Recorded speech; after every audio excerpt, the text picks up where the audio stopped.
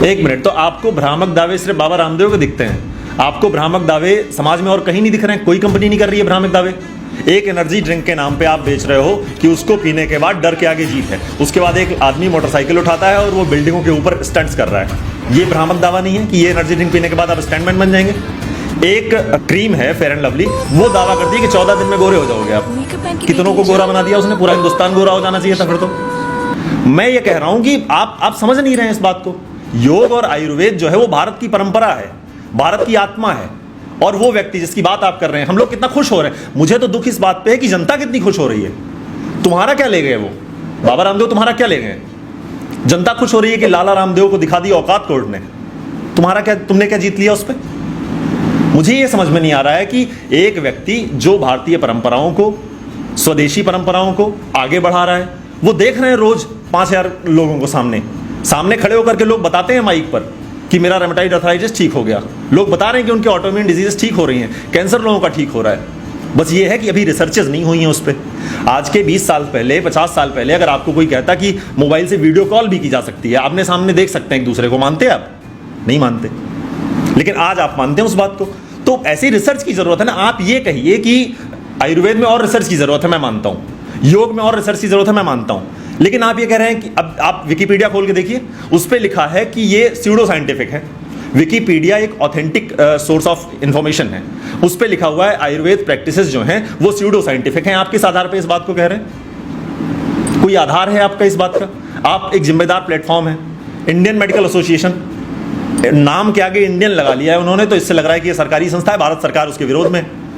Indian लगा लेने से आप सरकारी संस्था और बहुत ऑथेंटिक नहीं हो जाते हैं। इंडियन मेडिकल एसोसिएशन और आयुर्वेद की ये लड़ाई है। ये एक हमको दिखाई दे रहा है, बहुत एक परसेप्शन आ रहा है लोगों के सामने कि एलोपैथ और आयुर्वेद में ये लड़ाई चल रही है। एलोपैथ आयुर्वेद की लड़ाई नहीं है। एलोपैथ और आयुर्वेद जो है ये साथ में चलने वाली पद्धतियां हैं। आयुर्वेद जो है वो जनक है, एलोपैथ उसके बाद जो है उसमें और मॉडिफिकेशन होकर के डेवलप हुआ है। एलोपैथ बहुत अच्छी चिकित्सा पद्धति है। लेकिन ये सारी लड़ाई इंडियन मेडिकल एसोसिएशन की और आयुर्वेद की है। इंडियन मेडिकल एसोसिएशन आयुर्वेद को क्वैकरी कह रहा है। क्वैकरी का मतलब जानते हैं आप? Fraudulent practices, fraud. और हमको, आपको शर्म नहीं आ रही है? आने वाले समय में आपको पता है क्या होने वाला है? आने वाले समय में ये जितनी भी योग की प्रक्रियाएं हैं, जितनी भी आयुर्वेद की औषधियां हैं, ये सारी औषधियां अलग अलग नामों से विदेशों में, पश्चिमी देशों में पेटेंट हो जाएंगी। और आप बैठे रहिएगा इसी मिथ्या अहंकार को लेकर के कि आप सब कुछ हासिल कर लेंगे एक दिन। जितनी एक्सरसाइजेज आपकी हुआ करती, जो मार्जारी आसन है उसको कैट पोज के नाम से पेटेंट कर लिया गया है। कहते रहिएगा उसके बाद कि नहीं हमारे शास्त्रों में दिया हुआ है मार्जारी आसन। जैसे आज हम बात करते हैं गुरुत्वाकर्षण को लेकर के कि हमारे शास्त्रों में महर्षि कणाद ने कह दिया था वैशेषिक दर्शन में। कहते रहिए न्यूटन ने तो दे दिया। कौन मान रहा है आपकी बात को? ऐसे ही आने वाले समय में आपके सारे प्राणायाम को ब्रीदिंग प्रैक्टिस के नाम पे बेचा जा रहा है। बोल रहे हैं ना डॉक्टर्स को, आखिर प्राणायाम बोलने में क्या शर्म है? आप उसको प्राणायाम क्यों नहीं कह पा रहे हैं कि प्राणायाम करने से आप स्वस्थ हो जाएंगे? आप कह रहे हैं कि ब्रीदिंग एक्सरसाइजेस आप करेंगे तो आप स्वस्थ हो जाएंगे। ब्रीदिंग एक्सरसाइज को अगर आप प्राणायाम कह देंगे तो आपको पता है क्या होगा? उससे ये होगा कि आयुर्वेद और योग की जीत हो जाएगी। और ये कैसे स्वीकार कर लें?